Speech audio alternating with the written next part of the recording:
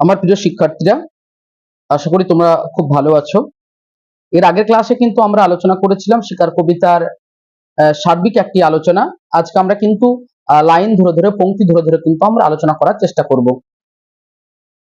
প্রথমে কবি কিন্তু এই কবিতাটি শুরু করছেন ভোর নামক শব্দবন্ধ দিয়ে। কবি বলছেন যে ভোর, আকাশের রং ঘাস ফড়িংয়ের দেহের মতো কোমল নীল। তাহলে কবি আকাশের দিকে তাকিয়ে বলছেন যে আকাশের রং ঘাস ফড়িংয়ের দেহের মতো কোমল নীল। তাহলে দেখো, এই ঘাস ফড়িং, অর্থাৎ ঘাস ফড়িং তোমরা প্রত্যেকে দেখেছো যে ঘাস ফড়িং, যে ফড়িং গুলো ওই সবুজ সবুজ রঙের হয়, কিন্তু তোমাদের মনে হতে পারে যে নীল কেন বলছেন। কবি এখানে কিন্তু অতি অতি ব্যঞ্জনাবশত নয়, বেশ কিছু ঘাস ফড়িং দেখা যায় যারা সবুজের বদলে নীল রঙের হয়। এই জন্য কবি বলছেন যে আকাশের রং ঘাস ফড়িংয়ের দেহের মতো কোমল নীল। প্রশ্ন আসতে পারে যে আকাশের রং কেমন? ঘাস ফড়িংয়ের দেহের মতো কোমল নীল। শিকার কবিতাটি কোন শব্দবন্ধ দিয়ে শুরু হয়েছে? ভোর নামক শব্দবন্ধ দিয়ে শুরু হয়েছে। আকাশের রং ঘাস ফড়িংয়ের দেহের মতো কেমন? কোমল নীল। চারিদিকে পেয়ারা আর নোনার গাছ টিয়ার পালকের মতো সবুজ। এবার কবি চারিদিকে তাকিয়ে কবি বলছেন যে আকাশের রং কেমন? বলছে ঘাস ফড়িংয়ের দেহের মতো কোমল নীল। আর চারিদিকে পেয়ারা আর নোনার গাছ। এই পেয়ারা, পেয়ারা মানে তোমরা প্রত্যেকে জানো পেয়ারা, নোনার গাছ অর্থাৎ নোনা আতার কথা বলা হয়েছে। নোনার গাছ টিয়ার পালকের মতো সবুজ। তাহলে চারিদিকে পেয়ারা আর নোনার গাছ কেমন? টিয়ার পালকের মতো সবুজ। তাহলে কি টিয়ার পালকের মতো সবুজ? চারিদিকে পেয়ারা ও নোনার গাছ। নোনা বলতে এখানে নোনা আতার কথা বলা হয়েছে। এবার কবি বলছেন একটি তারা এখন আকাশে রয়েছে। কবি এবার আকাশের দিকে আবার তাকিয়েছেন। কবি আকাশের দিকে তাকিয়ে একটি তারাকে লক্ষ্য করছেন, অর্থাৎ সেই ভোরের সময়ে কবি কিন্তু খোলা আকাশের নিচে দাঁড়িয়ে তিনি কিন্তু তারার দিকে লক্ষ্য করছেন। একটি তারা এখনো আকাশে রয়েছে। আসলে এই তারাটি কোন তারা কথা বলা হচ্ছে? অর্থাৎ এই তারাটি আসলে শুকতারা বা শুক্র গ্রহ। কারণ দেখবে এই শুকতারা বা শুক্র গ্রহকে তোমরা কিন্তু দেখতে পাবে, বিশেষ করে শীতকালের সময়ে বা অন্যান্য সময় কিন্তু প্রায় দেখা যায় যে যখন কি হয়, যখন সমস্ত তারাগুলো ডুবে যায়, শুধুমাত্র ভোর রাতের দিকে অর্থাৎ ভোরের দিকে কি হয়, একটি তারা মাত্র জেগে থাকে। ওই তারাটার কথাই বলা হচ্ছে একটি তারা এখন আকাশে রয়েছে। আসলে কোন তারা কথা বলা হয়েছে? আসলে শুকতারা বা শুক্র গ্রহের কথা বলা হয়েছে। এবার কবি কিন্তু কি করছেন? এবার কিন্তু কবি এই তারাটিকে উপমায় তিনি কিন্তু উপমিত করছেন, অর্থাৎ তিনি কিন্তু এই তারাটিকে উপমা দিয়ে তিনি কিন্তু ব্যবহার করছেন যে এই তারাটি আসলে কেমন। কবি বলছেন পাড়াগার বাসর ঘরের সবচেয়ে গোধূলি মদির মেয়েটির মতো। কি পাড়াগার বাসর ঘরের সবচেয়ে গোধূলি মদির মেয়েটির মতো? এই যে আকাশে একটি তারা রয়েছে। কেন কবি বলছেন যে পাড়াগার বাসর ঘরের সবচেয়ে গোধূলি মদির মেয়েটির মতো? পাড়াগার মানে পাড়াগ্রাম, বাসর ঘর। বাসর ঘর কাকে বলে? বাসর ঘর হচ্ছে নবদম্পতির মিলনের যে প্রথম রাত্রি যে ঘরটা হয় তাকে বলা হয় বাসর ঘর। তো ধরে নাও যে যখন কোনো নবদম্পতি অর্থাৎ কোনো ছেলে এবং মেয়ে যখন বিয়ে হয়, বিয়ে হওয়ার পরে প্রথম যে রাতটা যে ঘরে কাটানো হয় সেই ঘরটাকে বলা হয় বাসর ঘর। সে বাসর ঘরে কি হয়? পাড়াগার বাসর ঘরে সবচেয়ে গোধূলি মদির মেয়েটির মতো। গোধূলি, গোধূলি শব্দ অর্থ গরুর পায়ের ধুলো। মদির, মদির শব্দের অর্থ হচ্ছে মত্ততা দানকারী বা আনন্দ দানকারী মেয়েটির মতো। কারণটা কেন? কারণ দেখবে যে যখন কোনো মেয়েকে, নববধূকে যখন বিয়ে করে আনা হয়, তখন কিন্তু রাত্রিবেলা, রাত্রিবেলা কি হয়, তাকে কিন্তু যে ঘরটাতে, বাসর ঘরটাতে রাখা হয়, সেই ঘরটাতে কিন্তু সে কিন্তু থাকে। কিন্তু দেখো কেন কবি মানে বললেন উপমা দিলেন পাড়াগার বাসর ঘরে সবচেয়ে গোধূলি মদির মেয়েটির মতো। বিশেষ করে যারা মুসলিম সম্প্রদায়ের বিয়েটা দেখেছো তাদেরকে আমি বলি, তাদের একটু অভিজ্ঞতাটা বেশ ভালো হবে। দেখবে যে কি হয়, যখন বিয়ে করে নিয়ে আসে সন্ধ্যার দিকে, তখন কিন্তু অনেক মানুষই কিন্তু নববধূটাকে দেখতে যায়। অনেকে বলে চল চল চল চল, এরকম বিয়ে করে নিয়ে আসছে, চল ওর বউটাকে দেখে আসি। সবাই মিলে, তোমরাও যাও, পাড়া প্রতিবেশী সবাই যায়। যাই যখন, তখন বাড়িতে অনেক লোকজন থাকে, কিন্তু রাত যত বাড়তে থাকে লোকজন কিন্তু বাড়িতে ততই কমতে থাকে। একমাত্র কে জেগে থাকে ওই রাত পর্যন্ত, ভোর রাত পর্যন্ত? তোমরা বুঝতেই পারছো, সে নবদম্পতি কিন্তু জেগে থাকে। কিন্তু নবদম্পতি বাসর ঘরে সে মেয়েটি, মেয়ে তো লজ্জাবতী হয়, সে মেয়ে কি সে মেয়ে কি ছেলেদের মতো খোলামেলা কথা বলবে? না, কারণ তার মধ্যে একটা লজ্জা ভাব থাকে। সেই জন্য কবি বলছে পাড়াগার বাসর ঘরে, অর্থাৎ পাড়া গ্রামের বাসর ঘরে সবচেয়ে গোধূলি মদির মেয়েটির মতো। সে পাড়াগার বাসর ঘরে সেই লজ্জাবতী মেয়েটির মতো, যে মেয়েটি একাই যেমন ভাবে সে বাসর ঘরে বসে থাকে তার স্বামীর অপেক্ষাতে রাত্রিবেলা, তেমন ভাবে লজ্জাবতী অবস্থায়, তেমন ভাবে আকাশে একটি তারাও কিন্তু তেমন ভাবে বসে আছে। কবি বলছেন কিংবা মিশরের এক মানুষই, অর্থাৎ মিশরের এক মানুষই তার বুক থেকে যে মুক্তা আমার নীল মদের গ্লাসে রেখেছিল হাজার হাজার বছর আগে এক রাতে, তেমনই একটি তারা আকাশে জ্বলছে এখনো। কবি বলছেন কিংবা, কবি দুটো উপমা দিচ্ছেন, পাড়াগার বাসর ঘরে সবচেয়ে গধূলি মধুর মেয়েটির সঙ্গে, কিংবা মিশরের মানুষই, মানুষই মানে কি, মানুষই শব্দের অর্থ প্রেমিকা, মিশরের মানুষই তার বুকে থেকে যে মুক্তা, মুক্তা মানে কি মূল্যবান সম্পদ, বুকে থেকে যে মুক্তা আমার নীল মদের গ্লাসে রেখেছিল, আমার নীল মদ, অর্থাৎ কবির আবেগ, কবির প্রেম, কবির যৌবন, কবির যৌন ক্ষুধা, কিংবা মিশরের মানুষই তার বুক থেকে যে মুক্তা, মিশরের মানুষই তার বুক থেকে যে মুক্তা, তার মূল্যবান সম্পদ, কবির প্রথম চাওয়া পাওয়াকে মিটিয়েছিল, আমার নীল মদের গ্লাসে রেখেছিল হাজার হাজার বছর আগে এক রাতে, হাজার হাজার বছর আগে। কবি কি তাহলে হাজার হাজার বছর বেঁচে ছিলেন? না, কবি তার কবিতায়, যেমন বনলতা সেন কবিতায় কবি বলছেন হাজার বছর ধরে আমি পথ হাঁটিতেছি পৃথিবীর পথে, সিংহল সমুদ্র থেকে নিশীথের অন্ধকারে মালয় সাগরে। তারপরে কবি বলছেন তু তার কবে কর অন্ধকার বিদিশার নিশা মুক্তাসেরা বস্তিকারী কর। যে যাই হোক, এখানে হাজার হাজার শব্দটি ব্যবহারের কারণ কি? কারণ হাজার হাজার শব্দটি ব্যবহারের মূল কারণ হচ্ছে অনেক দিন আগে, কখন এক রাতে, এক রাত্রিবেলা। তার মানে কি ব্যাপারটা স্পষ্ট যে কবির প্রেয়সী, কবির মানুষই, কবির জীবনের প্রথম ইচ্ছা, কবির জীবনের প্রথম কামনা, কবির জীবনের প্রথম বাসনাকে পরিতৃপ্তি করে দিয়েছিল এক রাতে। কারণ তোমরা প্রত্যেকে জানো প্রথম স্পর্শ ভোলা যায় না। কই বছর হাজার হাজার বছর আগে এক রাতে তেমনই একটি তারা আকাশে জ্বলছে এখনো।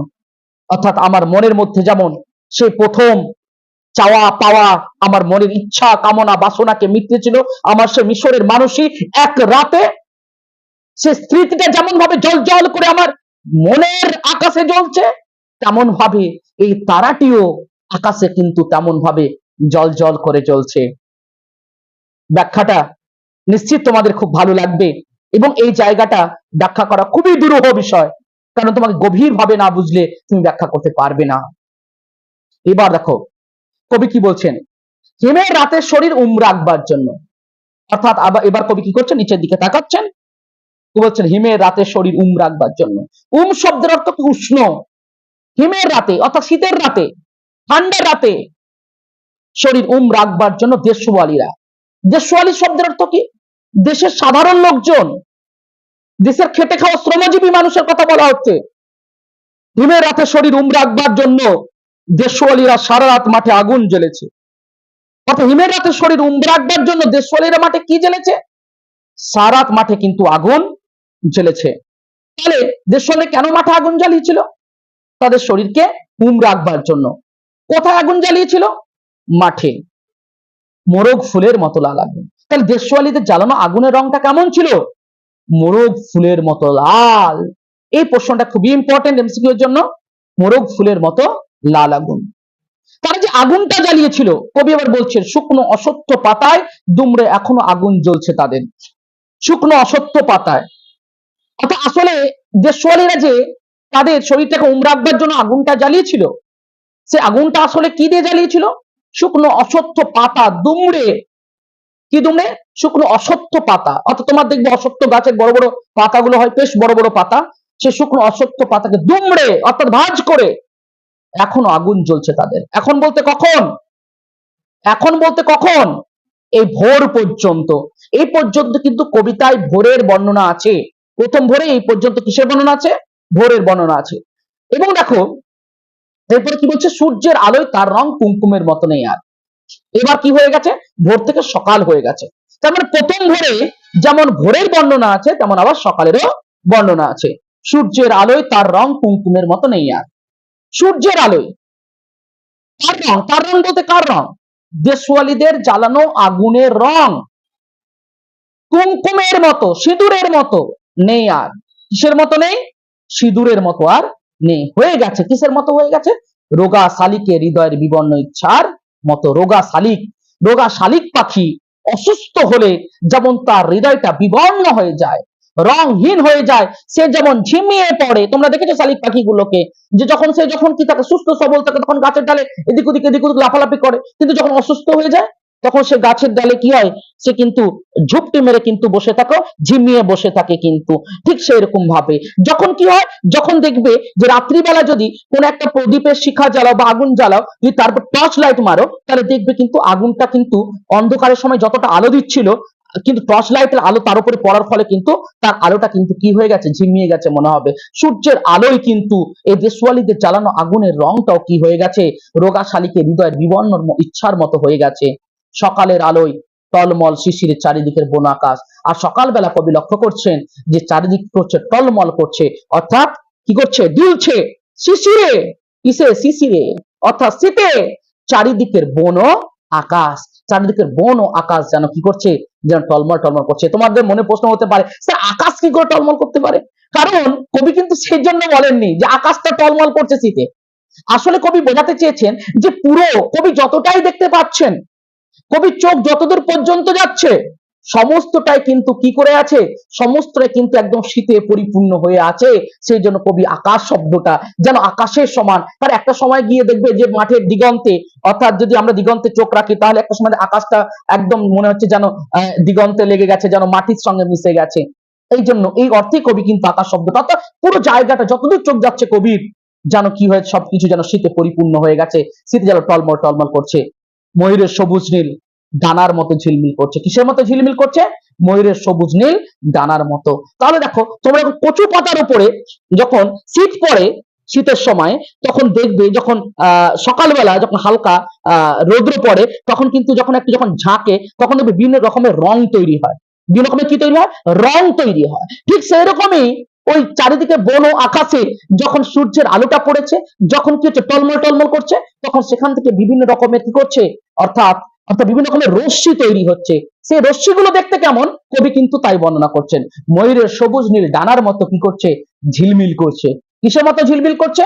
ময়ূরের সবুজ নীল ডানার মতো। তাই ময়ূরের সবুজ নীল ডানার মতো কি ঝিলমিল করছে, কি ঝিলমিল করছে? বন ও আকাশ। কেন বন ও আকাশ ময়ূরের সবুজ নীল ডানার মতো ঝিলমিল করছে? সকালের আলোয় টলমল শিশিরে চারিদিকে, সেই জন্য কি হচ্ছে, তার জন্য বন ও আকাশ ময়ূরের সবুজ নীল ডানার মতো ঝিলমিল করছে। এটা হচ্ছে কবিতার প্রথম স্তবকের আলোচনা, অর্থাৎ কবিতার প্রথম ভোরের আলোচনা। এরপরে আমরা চলে আসবো দ্বিতীয় ভোর। আমরা বলেছি প্রথম ভোর এবং দ্বিতীয় ভোরের মধ্যে একটা বৈপরীত্য আছে। বৈপরীত্য মানে কি, অর্থাৎ ফারাক রয়েছে, ডিফারেন্ট রয়েছে, অর্থাৎ কি রয়েছে, পার্থক্য রয়েছে। অর্থাৎ দেখো সেই পার্থক্যটা কোথায়। তুই বলছেন ভোর, সারা রাত চিতাবাঘিনীর হাত থেকে নিজেকে বাঁচিয়ে, কে সারা চিতাবাঘিনীর হাত থেকে নিজেকে বাঁচাতে চেয়েছিল? আমি আগেই বলেছি সুন্দর বাদামি হরিণটি, সুন্দর বাদামি হরিণটি। আগে ক্লাসে গেলে কিন্তু বুঝতে পারবে, আগে ক্লাস করা কিন্তু খুব দরকার। আমি বারবার করে বলছি, আগের ক্লাস কিন্তু খুব দরকার, নাহলে বুঝতে পারবে না। আমি তোমাদের জন্য যেভাবে ক্লাসগুলো দেওয়ার চেষ্টা করছি, নিশ্চয়ই তোমাদের কোনো অসুবিধা বা প্রবলেম না হয়। বাংলাতে তোমাদের ভালো নাম্বার পাওয়ানোর জন্য আমি অবশ্যই তোমাদের পাশে থাকবো। কেউ বলছেন সারা রাত চিতাবাঘিনীর হাত থেকে নিজেকে বাঁচিয়ে, সারা রাত ধরে কি করেছিল, চিতাবাঘিনী কাকে তাড়া করেছিল? হরিণকে তাড়া করেছিল। সেই হরিণের বিশেষণটা কি দেওয়া রয়েছে? সুন্দর বাদামি। বলছে নক্ষত্রহীন মেঘগুনির মতো অন্ধকারে সুন্দরী বন থেকে অর্জুনের বনে বনে ঘুরে ঘুরে। বলছে নক্ষত্রহীন মেঘগুনির মতো অন্ধকারে, তাহলে সে রাত্রিটা কেমন ছিল?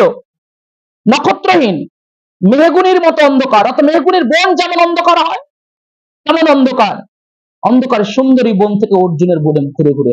তাহলে এই চিতাবাঘিনীটি আসলে সুন্দর বাদামি হরিণকে তাড়া করেছিল কোন বন থেকে কোন বনে? সুন্দরী বন থেকে অর্জুনের বনে। অন্ধকারটা কেমন ছিল? মেঘগুনির মতো অন্ধকার। আকাশটা কেমন ছিল? নক্ষত্রহীন। সুন্দর বাদামি হরিণ এই ভোরের জন্য অপেক্ষা করছিল। কোন ভোরের জন্য? অর্থাৎ যে ভোরের আলোতে সে নেমে এসেছে, যে ভোরের আলোতে নেমে সে তার প্রাণটাকে রক্ষা করতে পেরেছে, সে ভোরের কথা কিন্তু বলা হচ্ছে। এসেছে সে ভোরের আলোয় নেমে। কচি বাতাবি লেবুর মতো সবুজ সুগন্ধি ঘাস ছিঁড়ে ছিঁড়ে খাচ্ছে। সে কিসের মতো? কচি বাতাবি লেবুর মতো। বাতাবি লেবু তোমরা জানো, অনেকে বলে গ্রাম্য ভাষায় হাড়িয়া লেবু, তাই না? তোমরা বলো তো হাড়িয়া লেবু। কচি বাতাবি লেবুর মতো। কচি বাতাবি লেবু যেমন হয় খুব সবুজ, কচি বাতাবি লেবুর মতো সবুজ সুগন্ধি ঘাসগুলো কেমন, সবুজ সুগন্ধি ঘাস ছিঁড়ে ছিঁড়ে খাচ্ছে। কে ছিঁড়ে ছিঁড়ে খাচ্ছিল? সুন্দর বাদামি হরিণটি। কারণটা হচ্ছে কার হাত থেকে রেহাই পাওয়ার পরে? চিতাবাঘিনীর হাত থেকে রেহাই পাওয়ার পরে। এবার বলছে এবং সে কি হয়ে পড়েছে, সারা রাত ধরে সে কিন্তু সুন্দরী বন থেকে অর্জুন বনে দৌড়ে দৌড়ে বেরিয়েছে, ফলে সে প্রচন্ড ক্লান্ত হয়ে পড়েছে। কচি বাতাবি লেবুর মতো সবুজ সুগন্ধি ঘাস ছেড়ে ছেড়ে খাচ্ছে। কচি বাতাবি লেবুর মতো কি করছে? সবুজ সুগন্ধি ঘাস ছেড়ে ছেড়ে খাচ্ছে। নদীর তীক্ষ্ণ শীতল ঢেউ সে নামলো, তার ক্ষুধা নিবারণ করলো, দিয়ে এবার কি করলো? সে নদীর জলে কিন্তু নেমে গেল। নদীর তীক্ষ্ণ শীতল ঢেউ, তীক্ষ্ণ কেন বলা হচ্ছে? তীক্ষ্ণ মানে কি? ধারালো। শীতকালে দেখবে যে জলে যখন তুমি যখন কিছুক্ষণ পর্যন্ত যদি বা কোনো নদীতে বা কোনো পুকুরে যদি জলে হঠাৎ করে হাত দাও, দেখবে তোমার মনে হচ্ছে হাত যেন কেঁপে নিচ্ছে, মানে এতটা তীক্ষ্ণ ঠান্ডা। সেজন্য বলছে ধারালো। নদীর তীক্ষ্ণ শীতল ঢেউ এসে নামলো। কে নামলো? অর্থাৎ সুন্দর বাদামি হরিণটি কোথায় নামলো? নদীর তীক্ষ্ণ শীতল ঢেউ এসে নামলো। ঘুমহীন ক্লান্ত বিহব্বল শরীরটাকে স্রোতের মতো একটা আবেগ দেওয়ার জন্য। ঘুমহীন, কারো সারা রাত সে ছুটোছুটি করেছে সুন্দরী বন থেকে অর্জুন বনে, কার কাছে তাড়া পেয়ে? অর্থাৎ চিতাবাঘিনীর হাতে তাড়া খেয়ে। বলছে ঘুমহীন ক্লান্ত বিহব্বল বলহীন, শক্তি নেই, দুর্বল হয়ে গেছে। কে? সুন্দর বাদামি হরিণটা। শরীরটাকে স্রোতের মতো একটা আবেগ দেওয়ার জন্য। আবেগ মানে কি? আনন্দ দেওয়ার জন্য। অন্ধকারের হিমকুঞ্চিত জরায়ু ছিঁড়ে ভরে রৌদ্রের মতো একটা বিস্তীর্ণ উল্লাস পাবার জন্য। অর্থাৎ অন্ধকারে হিমকুঞ্চিত, হিম দ্বারা কুঞ্চিত। অর্থাৎ শীতকালে যখন কি হয়, জরায়ু শব্দের অর্থ কি আগে জেনে নাও। জরায়ু শব্দের অর্থ কি? গর্ভকোষ। গর্ভকোষটা কি? যখন কোনো মা বাচ্চা প্রসব করে, বাচ্চা প্রসব করার সময় যেটা দিয়ে বেরিয়ে আসে সেটা হচ্ছে জরায়ু। তো বলছে যে হিমকুঞ্চিত, অর্থাৎ হিম দ্বারা, শীত দ্বারা কুঞ্চিত জরায়ু ছেড়ে ভরে রোদ্রের মতো। অর্থাৎ শীতকালের সময় যেমন ভাবে আকাশটা কি হয়, আকাশটা একদম শীতে পরিপূর্ণ হয়ে থাকে, আর ওই শীতকে ক্রস করে সূর্যের আলোক রশ্মি যখন মাটিতে পড়ে তখন সে কি পায়? সূর্যের রৌদ্রটা কিন্তু প্রচন্ড আনন্দ পায় যে সে শীতকে ক্রস করে তার আলোটাকে মাটিতে ফেলতে পেরেছে। এই যে দেখো, ঠিক সুন্দর বাদামি হরিণটাও ও চিতাবাঘিনীর হাত থেকে নিজেকে বাঁচাতে পেরে, চিতাবাঘিনীর মতো একটা ভয়ঙ্কর জন্তুর কাছ থেকে নিজেকে বাঁচাতে পেরে, তেমন ভাবে সে কি পেতে চেয়েছে? একটা বিস্তীর্ণ, একটা বৃহৎ, একটা উল্লাস, আনন্দ পেতে চেয়েছে। এই নীল আকাশের নিচে সূর্যের সোনার বর্ষার মতো জেগে ওঠে। এই নীল আকাশের নিচে সূর্যের সোনার বর্ষা, ওই যে সূর্যের সোনার বর্ষা, সূর্যের যে সোনার যে রশ্মি, যেটা বললাম আকাশ থেকে সে কি করেছে? ওই হিমকুঞ্চিত জরায়ুকে ছিঁড়ে, অর্থাৎ হিমের একটা পরিপুষ্ট আবরণকে ছিঁড়ে নিচে মাটিতে ফেলতে পেরে নিজেকে যেমন আনন্দিত বোধ করছে, উল্লাসিত বোধ করছে, ঠিক সেরকমই কিসের মতো? সূর্যের সোনার বর্ষার মতো জেগে ওঠে। অর্থাৎ সেও তেমন ভাবে বীরত্বের মতো জেগে ওঠে। কে বীরত্বের মতো জেগে ওঠে? অর্থাৎ এই সুন্দর বাদামি হরিণটি কার কাছ থেকে বীরত্বের মতো সে জেগে উঠেছে? কার কাছ থেকে বেঁচে এসেছে? অর্থাৎ কার কাছ থেকে? অর্থাৎ সুন্দর বাদামি, অর্থাৎ চিতাবাঘিনীর কাছ থেকে। সাহসে, সাধে, সৌন্দর্যে হরিণীর পর হরিণীকে চমক লাগিয়ে দেবার জন্য সে চেয়েছিল আমি কি করব? হরিণীর পর হরিণীকে চমক লাগিয়ে দিতে চেয়েছিল। ব্যাপারটা ভালো করে মাথায় রাখবে যে বেটা ছেলে বেটি ছেলেকে, অর্থাৎ ছেলে মেয়েকে চমক লাগাতে চেয়েছিল। এটা ভালো করে মাথায় রাখবে। সাহসে, সাধে, সৌন্দর্যে হরিণীর পর হরিণীকে চমক লাগাতে চেয়েছিল। তাহলে কে হরিণীর পর হরিণীকে চমক লাগাতে চেয়েছিল? সুন্দর বাদামি হরিণটি। ভালো করে মাথায় রাখবে এটা, যে সুন্দর বাদামি হরিণটি হরিণীর পর হরিণীকে চমক লাগাতে চায়নি, কিন্তু হরিণীকে নয়, বা হরিণকে নয়, হরিণীর পর হরিণীকে, অর্থাৎ মেয়ে হরিণকে চমক লাগাতে চেয়েছিল। হঠাৎ করে কি হলো? একটা অদ্ভুত শব্দ। কি হলো? একটা অদ্ভুত শব্দ। সে তখন কি হয়েছে? সে মনে মনে কথাগুলো ভাবছে যে আমি কি করবো? হরিণ পর হরিণকে চমক লাগিয়ে দেবো। কখন ভাবছিল? যখন সে কি করেছিল? যখন সে কিনা সে নদীর জলে তীক্ষ্ণ শীতল ঢেউ সে নেমে সে নিজেকে স্রোতের মতো একটা আবেগ দিতে চেয়ে যখন সে নেমে গিয়েছিল, যখন সে উল্লাস নিচ্ছে, তখন মনে মনে কথাগুলো ভাবছিল। হঠাৎ করে একটা অদ্ভুত শব্দ হলো। নদীর জল মচকা ফুলের পাপড়ির মতো লাল। একটা অদ্ভুত শব্দ হলো। এই শব্দটা আসলে তাহলে কিসের? আমরা আগে ক্লাসে বলেছি এই শব্দটা হচ্ছে শিকারীর বন্দুক থেকে গুলি ছোড়ার শব্দ। শিকারী বন্দুক থেকে গুলি ছোড়ার শব্দ, একটা অদ্ভুত শব্দ। নদীর জল মচকা ফুলের পাপড়ির মতো লাল। তাহলে নদীর জলটা কেমন হয়ে গেল?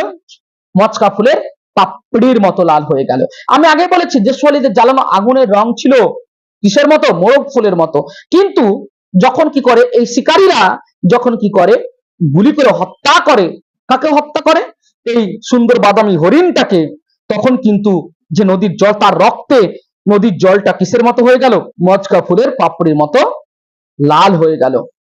আগুন জ্বললো আবার। কেন আগুন জ্বালানো হলো? আমরা প্রথম ভোরে দেখেছিলাম আগুন জ্বালানো হয়েছিল যে হিমের রাতে শরীরকে উম রাখবার জন্য দেশওয়ালীরা কি করেছিল? আগুন জ্বালিয়েছিল। কিন্তু এখানে আগুন জ্বললো আবার, মানে যখনই বলবে আবার, আবার মানে পুনরায়, তার মানে দ্বিতীয় ভোরে কথা বলা হচ্ছে। আগুন জ্বললো আবার, উষ্ণ লাল হরিণের মাংস তৈরি হয়ে এলো। অর্থাৎ ওই যে সেই যে হরিণটা, এই হরিণটাকে কি করেছে? এই শিকারীরা গুলি করে হত্যা করেছে। এই যে একটা অদ্ভুত শব্দ, তার মানে সেই সময় শব্দটা হয়েছিল শিকারীদের গুলি করার শব্দ। আগুন জ্বললো আবার, উষ্ণ লাল হরিণের মাংস তৈরি হয়ে এলো। নক্ষত্রের নিচে ঘাসের বিছানায় বসে অনেক পুরনো শিশির ভেজা গল্প। নক্ষত্রের নিচে, আসলে কোন নক্ষত্র? ওই তো সে তারা, সে নক্ষত্রের নিচে ঘাসের বিছানায়, সে শুকতারা। সেই দিন যেমন শুকতারা ছিল, আজকেও শুকতারা আছে। সে নক্ষত্রের নিচে ঘাসের বিছানায় বসে অনেক পুরনো শিশির ভেজা, অনেক কি গল্প? শিশির ভেজা গল্প, মানে অনেক পুরনো গল্প। কাদের মধ্যে? শিকারীদের মধ্যে। সিগারেটের ধোঁয়া, তারা কি করছে? সিগারেট খাচ্ছে। তাহলে ধোঁয়াটা কিসের ছিল? সিগারেটের ধোঁয়া। কারা খাচ্ছিল? সে নাগরিক সভ্যতার শিকারীরা। নক্ষত্রের নিচে ঘাসের বিছানায় বসে অনেক পুরনো শিশির ভেজা গল্প। টেরিকাটা কয়েকটা মানুষের মাথা। কাদের মাথার কথা বলা হচ্ছে? শিকারীদের মাথার কথা। টেরিকাটা মানে কি? ওই বেরেনাম স্টাইল, মিডিল থেকে ফাঁক করে যে সিটি করে তাকে বলা হয় কি? তাকে বলা হয় টেরেনাম। অর্থাৎ কি? হ্যাঁ, টেরিকাটা কয়েকটা মানুষের মাথা। তার মানে তারা কি করেছে? তারা স্টাইলিশ করে, তারা তাদের চুলের বাহারটা রয়েছে, এলোমেলো কয়েকটা বন্দুক। আর তাদের আশেপাশে কি ছড়িয়ে পড়ে আছে? কয়েকটা বন্দুক। হিম, আবার ঠান্ডা, নিস্পন্দন, কোন স্পন্দন নেই, সারা শব্দ নেই, নিরপরাধ ঘুম। কার ঘুম? নিরপরাধ। অর্থাৎ হরিণটার ঘুম কিন্তু নিরপরাধ, হরিণ কোনো দোষ করেনি। কিন্তু এই নাগরিক সভ্যতার লালসা প্রাপ্ত শিকারীরা তাকে কি করেছে? তাকে বন্দুকের গুলি করে তাকে হত্যা করেছে। এই দেখো এলোমেলো কয়েকটা বন্দুক। তাহলে যে শব্দটা হয়েছিল, তাহলে এই যে বন্দুকগুলো দিয়ে তাকে কি করা হয়েছিল? গুলি করা হয়েছিল, এবং তার রক্তে কি হয়েছিল? লাল হয়ে গিয়েছিল। দেখো বন্ধুরা, তোমরা সবাই ভালো থেকে ভালো করে পড়ো, আর বুঝতে না পারলে আমায় বলো। আর ভিডিওটা কেমন হয়েছে, ক্লাসটা কেমন হয়েছে, তোমরা লাইক কমেন্ট শেয়ার করে আমাকে জানাও। কমেন্ট করে জানাবে, শেয়ার তো করবেই করবে, লাইক করবে। লাইক করলেও তোমাদের আমি ইন্সপায়ার হব, কারণ তোমাদের লাইক তো আমার ইন্সপায়ার করে। হ্যাঁ, তোমাদের কমেন্ট ইন্সপায়ার করে আমাকে। যাক, তোমাদের জন্য যথেষ্ট প্রচেষ্টা চালিয়ে যাচ্ছি।